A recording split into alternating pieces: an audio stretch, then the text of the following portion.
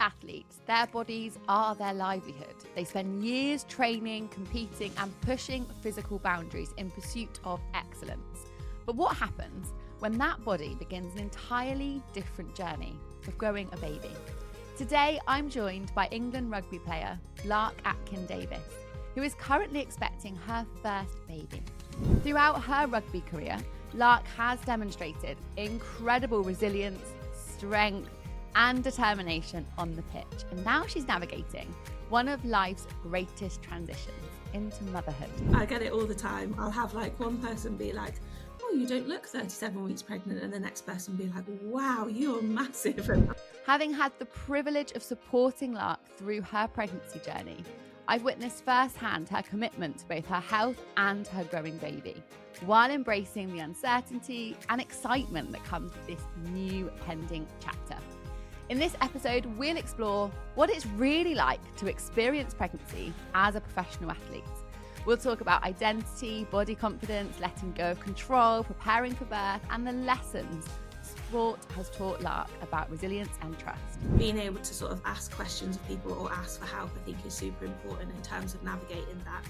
Okay, actually, probably postpartum wise, I am going to need that support in place. They say it takes a village, and I'm certain that it will. Whether you're an athlete, an expectant parent, or simply someone navigating a life transition, this conversation is full of honesty, inspiration, and powerful reflections on what it means to grow, adapt, and thrive.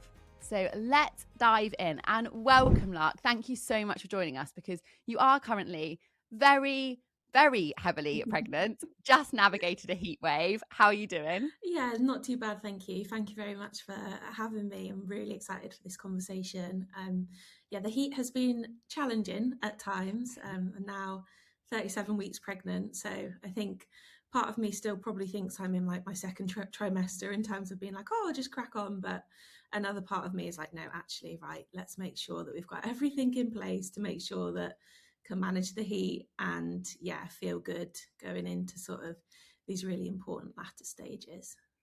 Oh, I love it. You are literally ready to pop any moment, aren't you? Quite literally a full term, which is so exciting because, Lark, it generally feels like 2 weeks ago that you said that you were pregnant. I can't believe you are now here, full term, 37 weeks. I mean, it's flown by for me. I don't know whether it feels like it's gone that quickly for you guys. Yeah, it's one of those weird ones where I think it's gone really quickly, but also at the same time, I've seen every season whilst being pregnant. So I think it's I've spoken to loads of people that have, been pregnant, had children themselves, and they're like, yeah, it's such a weird sort of situation because you're like, this has flown by, but also I have been pregnant a long time now.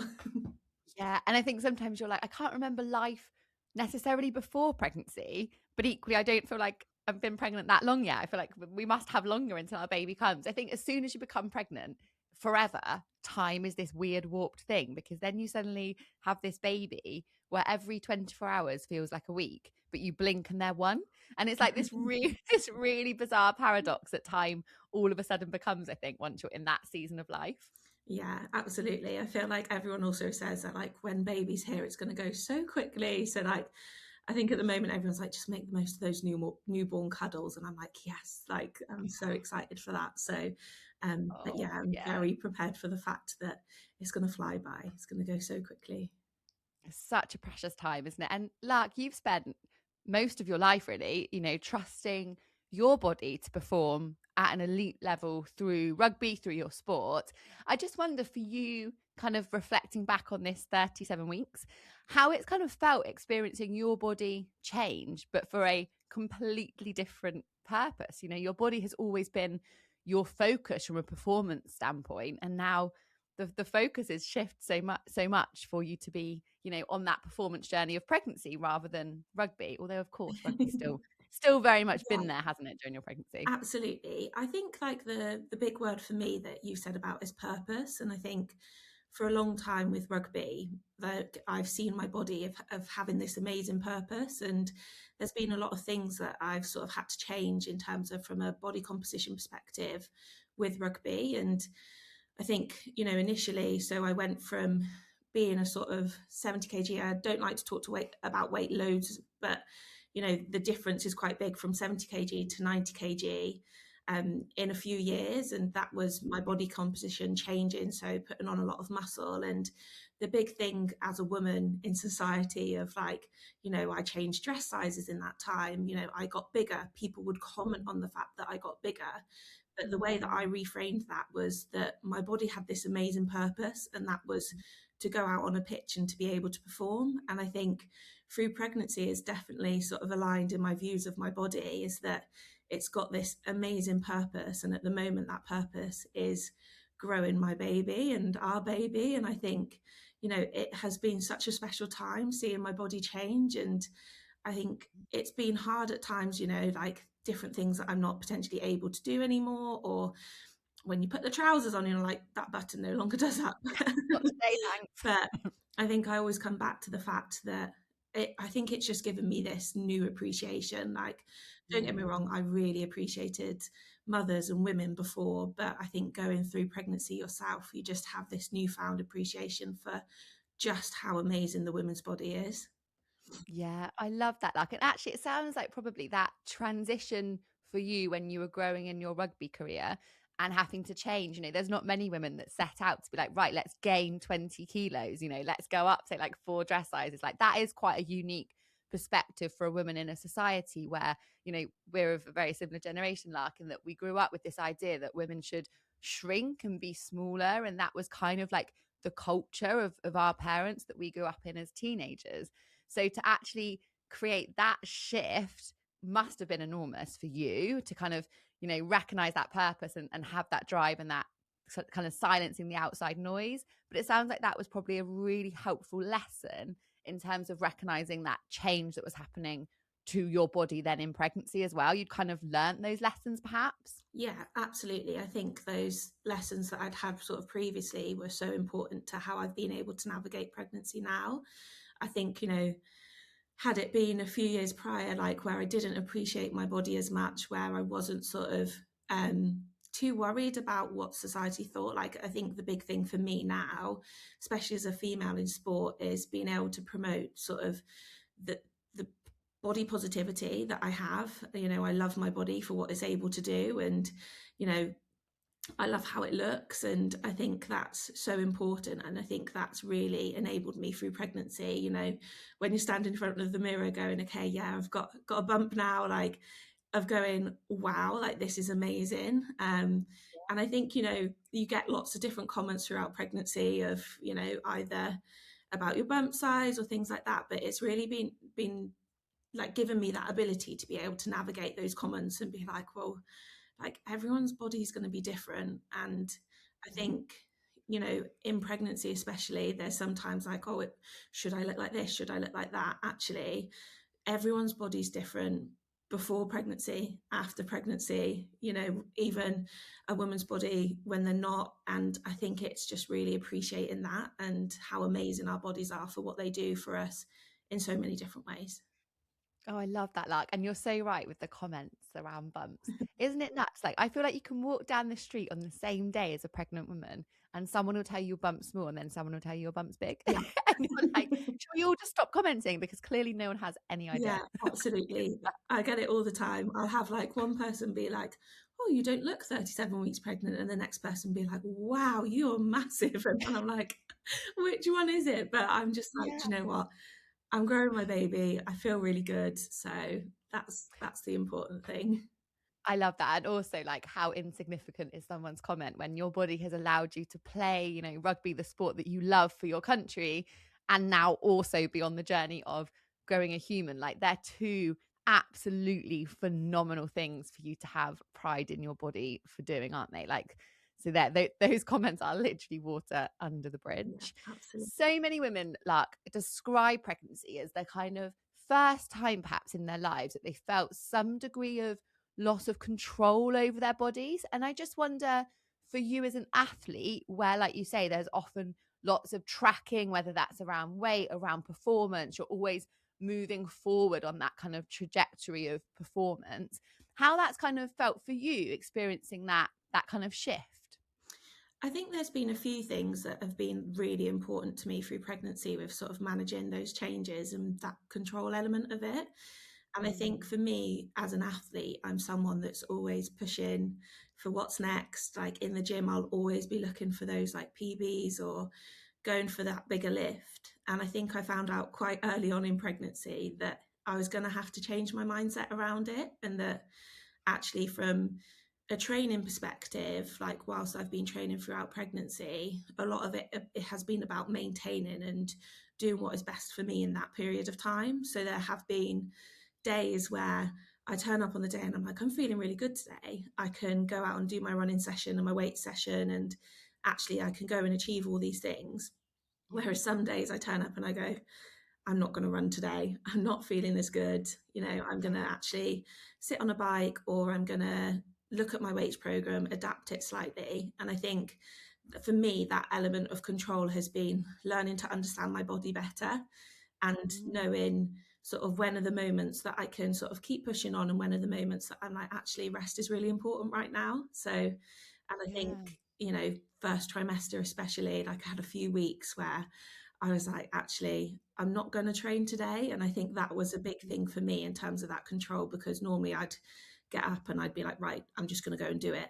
Yeah. And I think it was having the right support in place as well, and people around me, someone like my teammate Abby Ward, who is also pregnant herself, but has a little girl called Hallie who's nearly 3. So being able to talk to her and have that perspective of, actually, no, it's okay today, like you don't need to go and push yourself, like, has Yeah. been really important. But I think from the actual body side of it, I really sort of have loved like the changes and the differences. And I think it's being able to sort of accept that there are going to be moments where you're like, okay, my body is really changing, but it's for the most amazing way. So, like you've said, Mm. like just reframing that, those thoughts around it.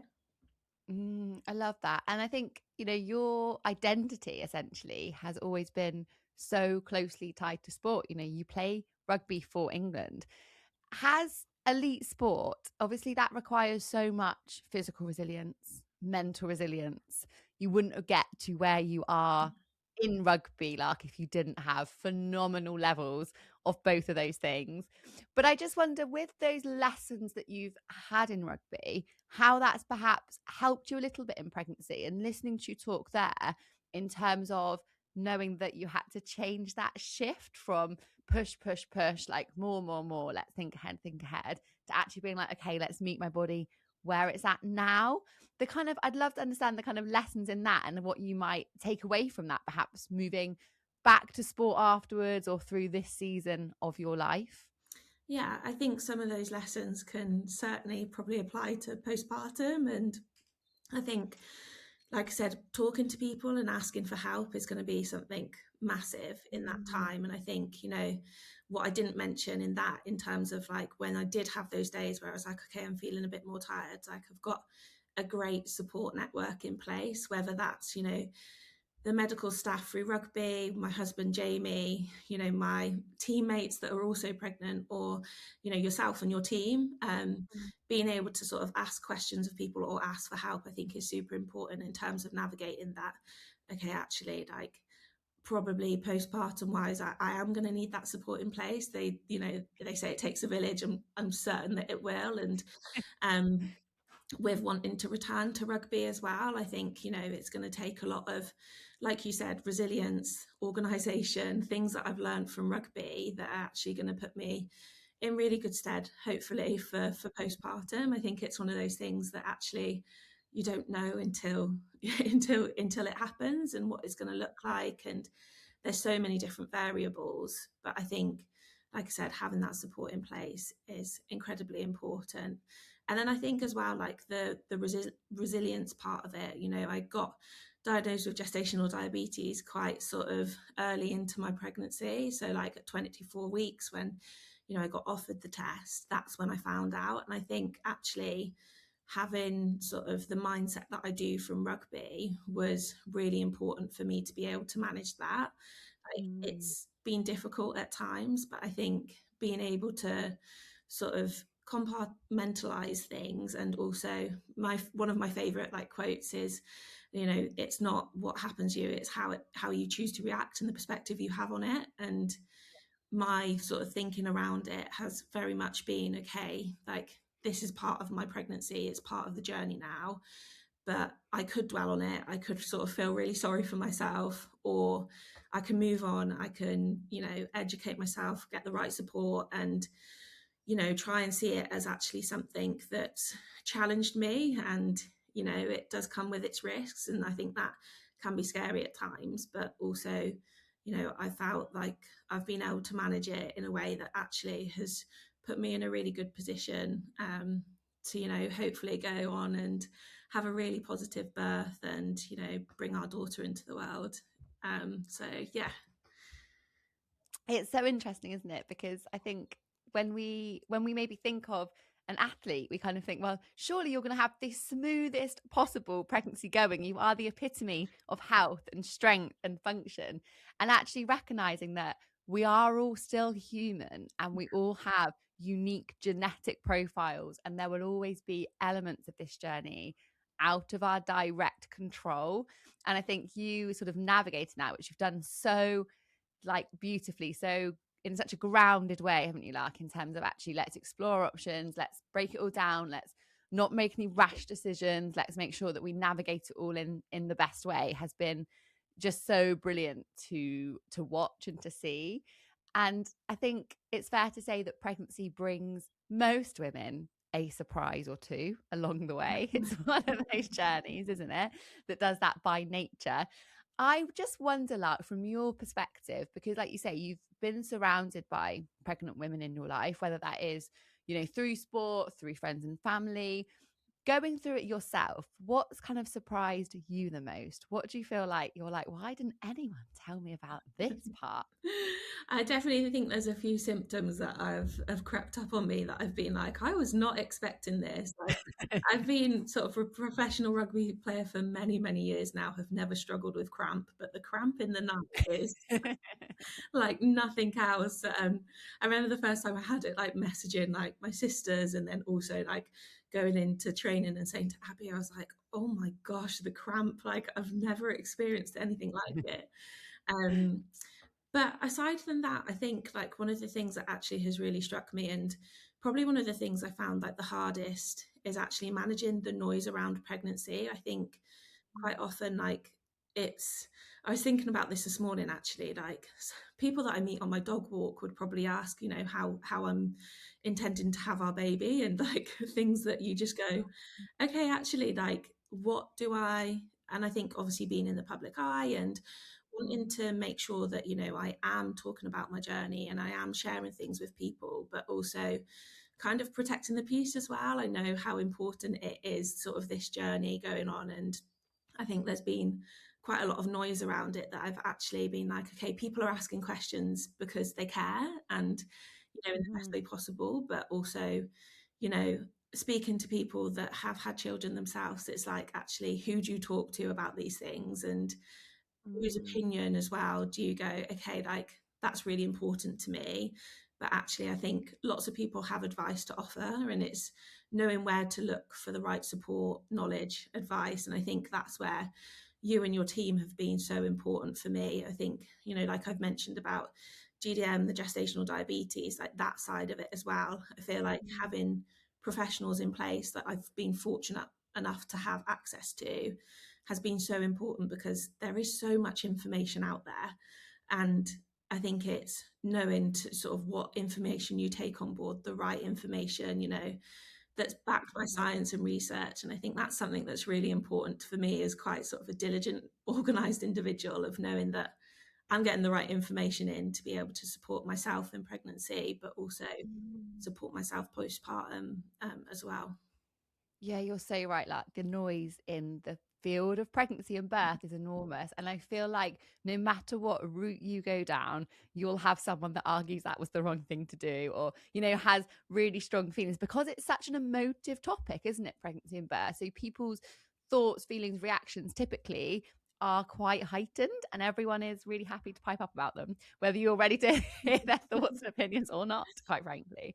And I think what's so tricky in today's world with that noise is the fact that we've kind of forgotten that we are all such individuals. And clearly your journey highlights that enormously, because it is much more niche than the kind of general population going through pregnancy. Your wants, your needs, your planning of return to rugby during pregnancy is really individualized and really unique. So following kind of really general population guidelines, I always say, is really unhelpful to anybody, but is even more unhelpful to someone like you who has got really specific goals. Yeah. But what I love about hearing you talk, Lark, and that kind of, embracing of this change in your life, but also being really clear on that return to rugby. And oh my gosh, that first time your little girl sees you run out on pitch is just, I think, going to have everyone in tears, isn't it? It's so precious. But is traditionally within, professional support in particular, there has been this idea that when you have a baby, that's your time to retire, or it's not ever possible to get back to doing what you want to do, etc. And I think, we've definitely started to see that shift, haven't we? And there's still so much work to do. But I think your story, and likewise, with Abby that you play with, is so powerful in this idea that actually pregnancy, yes, there is a little bit of a stepping off the treadmill while we do the pregnancy bit, while we bring your baby into the world. For sure, things look different, things change. But like you were saying, you've still been in training, you've still been with your teammates, you've still been a rugby player through pregnancy. You haven't just been like, see you all in a year, I'm off. Like, you've still been in Yeah. doing, just in a different way that obviously keeps you safe. But I just absolutely love this idea that pregnancy has taught you even more about yourself, about your body, about your, wants and needs and aspirations. And actually that return, you take that with you. It's not this stepping back, it's this adding of strength to kind of what you then bring back to sport. And I think it's why when we look at women that have returned to professional sport after a pregnancy, after becoming mums, actually they'll often say they do feel better, they do feel stronger than ever.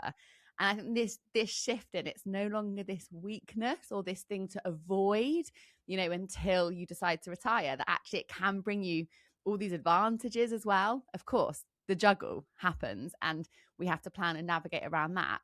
But actually, as a woman, that it can bring you strength, and it's not like a disadvantage or a weakness to be a mum and playing sport. Yeah, absolutely. Like, I think you've sort of nailed it there. Like, it's hard to add to it, but like I've always said sort of, I very much was planning sort of after the last World Cup that, I would look to start a family. And, I think people talk to you about it. They say, okay, well, how's that going to work with rugby? How are you going to manage that? And for me, it's actually, I always thought that this journey would make me stronger as a rugby player and a person as well. So I was excited about it, and I have been excited about it throughout, because, I've seen Abby go through it and other athletes, and I have so much admiration for them for navigating the journey. But I think, like you said, it shows that becoming a mother is this amazing thing, matrescence, like that word of like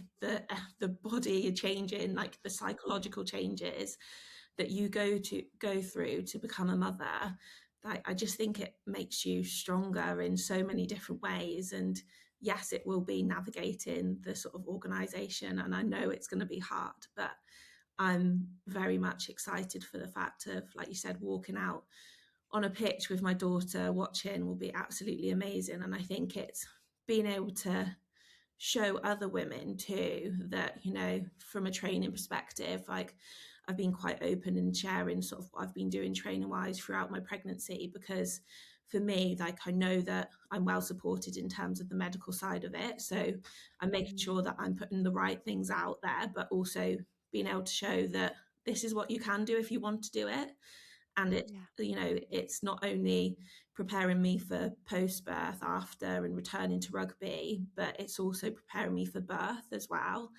So I think it's incredibly important. And then, yeah, the thought of obviously returning to rugby post baby, but having, the right people in place to be able to support, and having the hard conversations sort of now to be able to go, okay, this is how it might look, and the teamwork aspect of it, between you and your partner potentially. So, like, for me and Jamie, you know, we've had lots of discussions around how we're going to navigate childcare and things like that, because actually in sport, returning to sport, you know, it's going to look slightly different to some people's sort of return to work, or you know, their maternity leave. And Mm. I think for me, it's like Jamie is massive in terms of that support. You know, he's gone self-employed with his work to be able to go, okay, actually I can come to Bristol with you with baby, and we can both be there, and you can do, you know, your rehab or your gym. And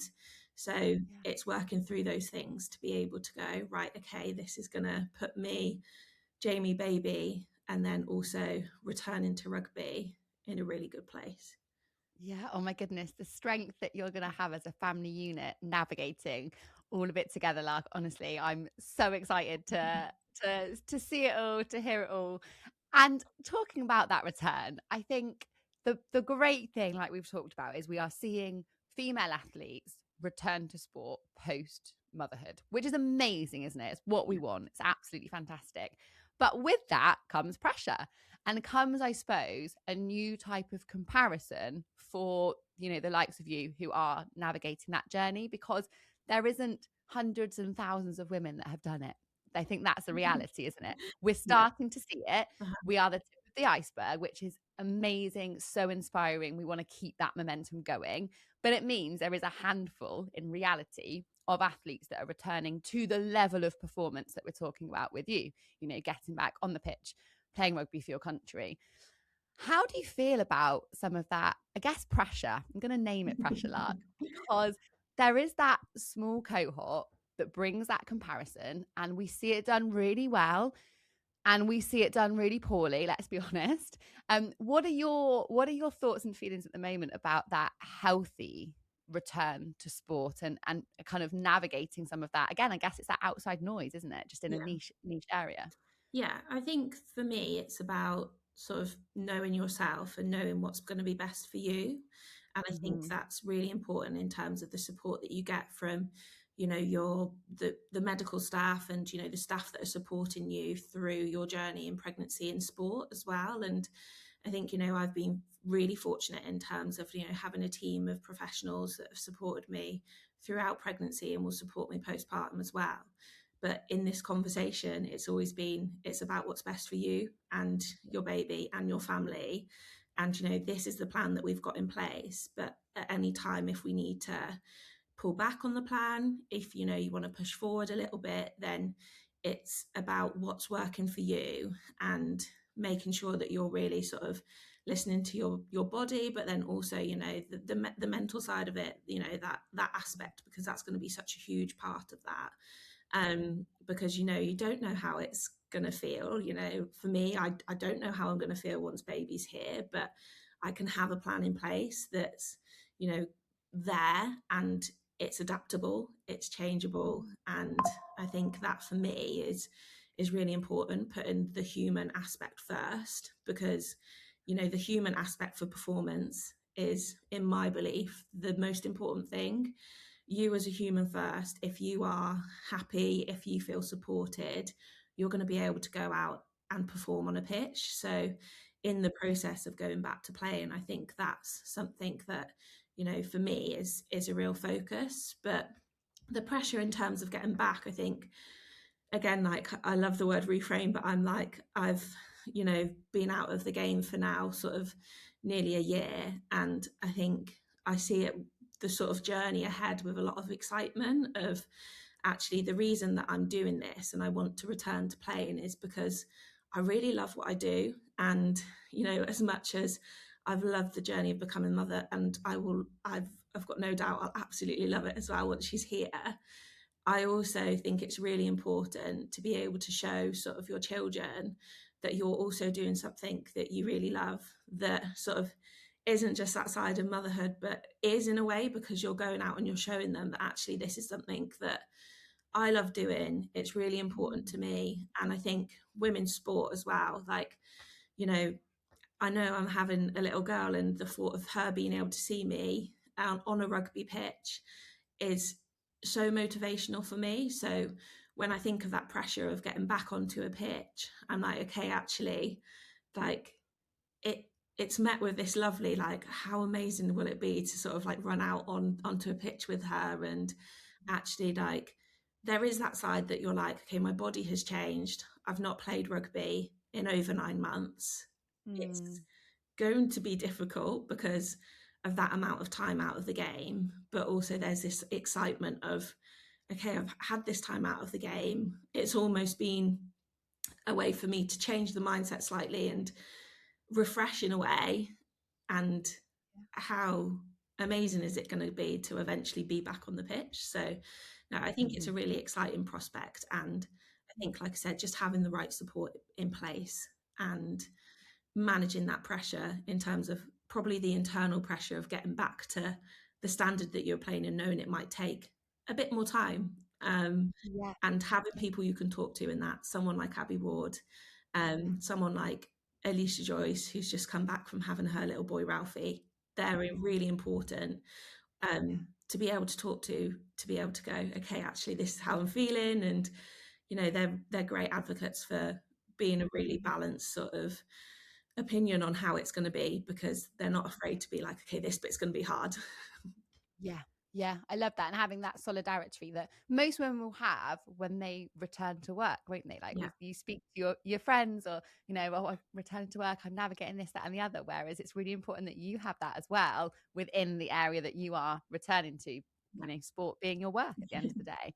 And I love that idea of like you're role modeling the fact that your little girl can watch her mummy and be like, oh, if I put the work in, I can achieve those dreams as well. I can achieve what I want to. And that's such a powerful lesson for us to teach all our children, but particularly women in sport, because it needs it, doesn't it? Like we need those role models. We need the likes of you sort of paving the way for future generations. And I think that framing of, I know I'm going to get there and I'm excited to embrace that journey and the bumps that are inevitably going to come on their way, but I know I'm going to get there and I'm going to get back there better than ever with the learnings that I've taken from pregnancy and motherhood, but recognizing that it's going to take a bit longer. And I think for certainly in my experience supporting athletes on a return to performance, you have to have a degree, and I mean this in a really nice way, like, but a degree of ego to like want to show up, to want yeah, to perform, to want to do your best, to want to show up for your teammates as well in team sport. And sometimes that can be really tricky because we have to balance that desire, that ego, that head being really ready for more, versus respecting your body's journey. And I think so often I find myself saying all the time, your head's going to be ready before your vagina. Your head is always going to be ready before your yeah, vagina. Your legs are going to be ready before your vagina. yeah, And we forget that regardless of mode of birth, your pelvic health has enormously changed. Like it has been injured just by the process of pregnancy.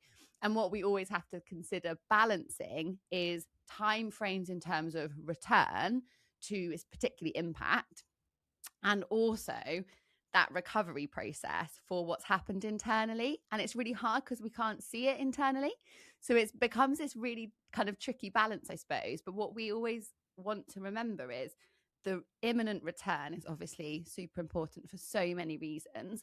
But equally, what we don't want is 18 months down the line to recognize that actually we caused injury with the way that we did that, because then that's lifelong injury for you. So it's that like, it's that protection, isn't it? And that ability to push and then maybe pull back and reevaluate and then push again, and having that flexibility and timeline so that nothing is rigid. yeah, Because, like you said, there are still so many unknowns. Every woman's body responds differently to recovery. yeah. Our tissues heal differently. Every mode of birth is different. Every pregnancy is different.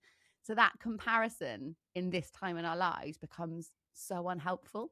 Yeah, absolutely. And I think, like you said, like that pelvic health side of it is so important. Like I've had a pelvic health physio that I've worked with throughout, and we're sort of looking at putting in place appointments for postpartum. And I think, like you said about sort of knowing what's going to be ready body wise and what's not is yeah, such an important part of that education piece. And I think for me, what like I see now in terms of like sport and people returning to sport and their journey through pregnancy and sport is how important it is to sort of be able to have that research and professionals that are going out there and putting sort of papers together or having education there so that, say even if it's, club level or international level, there is information, there's research, there's studies to be able to support you, because I think, that side of it is so important, because it's something that's still probably,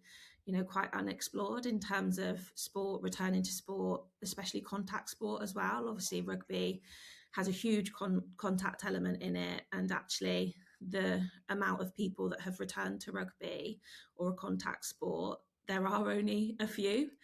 And Yeah. so for me, like, if, the research, like I said, I'm not being a typical sort of, quite often they find athletes, with pregnancy go through quite smoothly, the gestational diabetes, like, I'm now like, okay, yeah, like, how can I help? How can I, have information that I've found out and that, I found really helpful, that's there if another athlete or another person does go through it. So that side I think is really important. And then, yeah, like you said, listening to your body, knowing that there's going to be sort of aspects where it's like, actually, we need to push on this or we need to pull back on this. And Yeah.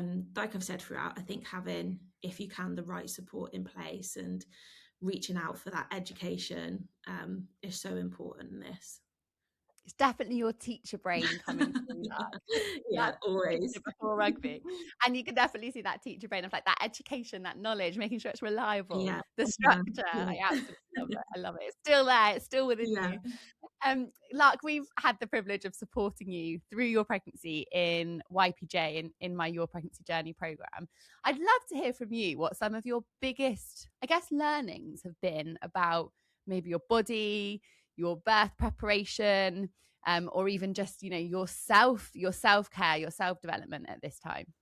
Oh, that's there's quite a lot that I feel like I've learned throughout. I'm gonna say it again. I've like That's my good. teacher brain is that like education side of it, and like I've said, having that right support in place. But I think it's, very much knowing that every pregnancy, every journey is going to be different, but that sense of sort of community that I've gained from, being on your pregnancy journey, but then also the reassurance, I think, as well, of being able to have sort of the information in place. Like I said, I'm an individual that loves to sort of know stuff is the basic way of saying it. So like, I'm someone that likes to go in feeling prepared and have, you know, explored all options. And I think for me, going through pregnancy, being able to have the information there and people there that you can ask questions to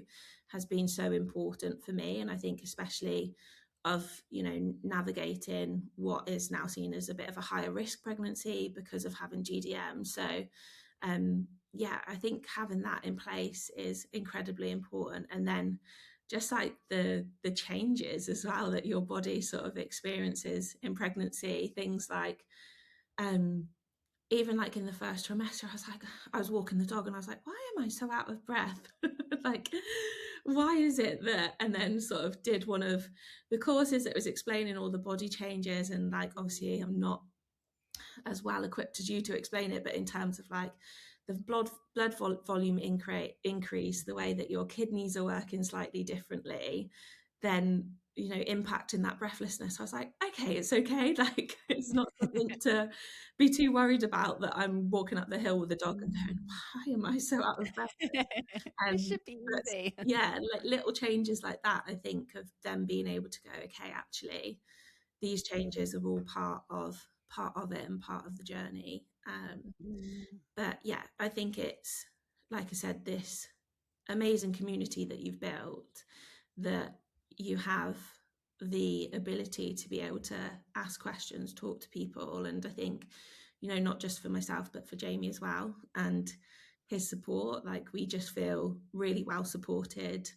And lots of people at the moment are saying, like, are you ready? Do you feel ready? And I think we're shocking people, because we're going, yeah, like, Love that. we feel ready. And people are like, Yeah. oh, people always tell us you never feel ready. And I'm like, I don't know how I'm going to feel. Like, obviously there's lots of variables, there's lots of things I'm not Mm. necessarily going to be able to control, but I know that I've got all the information sort of Mm. and education I need to be able to feel like I can have a really positive birth. And I'm going into it feeling really excited, which I think is I love such a that. nice sort of feeling to have at this time.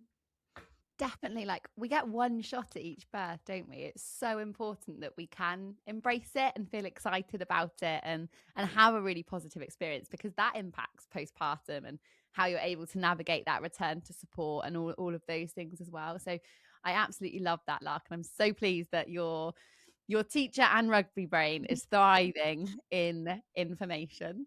Um, we've got a quick fire question round Yeah, for you, Lark. Are you ready? I'm ready. One word to describe pregnancy so far. Empowering. Oh, love that so much. Biggest pregnancy craving. Ice, crunching on ice. Do you know what? I had a feeling you were going to say that. I don't know if it's just the heat or. I think the heat has helped, but I think even before the heat, and I think fair play to Jamie, it must be incredibly annoying when you've got someone that's just crunching through ice constantly, like the noise of it, and he's just left me to it, not said a word. So Most unexpected symptom. cramp in the night. Yeah, was not expecting it. A piece of advice that's really stayed with you. Ooh, um, this is a tricky one, but I think a lot of people have just said to me, like, do what's best for you and Mm. trust your instinct and your intuition. And I think that really sticks with me, as that's something that sort of I've had throughout. And actually, I think it's, yeah, really important. Oh, instinct is so powerful. I often say, like, what would you do if no one else ever knew? Yeah, And I think that always brings you back to silencing the outside noise, what's right for you yeah, and your family. absolutely. One thing you're most looking forward to about meeting your baby. I think just those newborn cuddles of just having her here in that Mm, time of sort of me, her, and Jamie together in our new little sort of newborn bubble. Oh, I love that. It's so, so precious. Um, Three things, Lark, that you hope your child will one day use to describe you. Ooh. I think the first one would be strong. I think that's, Mm. I think you've nailed that. yeah, hopefully. But not just like physically strong, but sort of mentally strong in that aspect as well. Um, kind as well. I think that's something that it's a value that's really important to me. And um, yeah, and then probably sort of giving too. Like I think that is something that really motivates me, and like I've sort of spoken about in terms of the wanting to be able to tell my journey and support other people that go through it. I think, yeah, giving is something that's really important and really motivates me. So I'd love to be able to have a daughter that said, yeah, actually she's a really giving person. So yeah.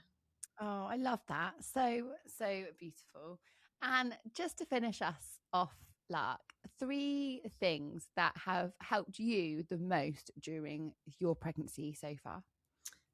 So I think the first one would be education and information. So feeling like you've got support in place. So, you know, whether that's, you know, on some levels you could find books that are really good for you to support your pregnancy, or, you know, like myself, having you guys and your pregnancy journey and your team.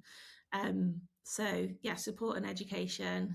Um, I think as well that instinct and trust in your gut. I haven't actually mentioned it, but you'd be like, yes, the brain acronym I think has, you know, been so important. And I think actually that would be something that I'd probably say for anyone that is pregnant, because like it's been something that actually has really helped me navigate the sort of different conversations I've had to have in terms of gestational diabetes and the appointments. And you know, it's been so helpful for me to be able to talk to professionals, advocate for myself, um, and then just enjoy it. Like it's a hard journey, but also an incredible one. And I think, you know, seeing how amazing the body is, and like I know it can be hard for many people in many different ways. So sometimes it is really difficult in that aspect, but your body is doing an amazing thing by growing a baby. And like, just how amazing are women that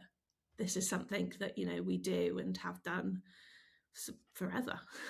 Yeah.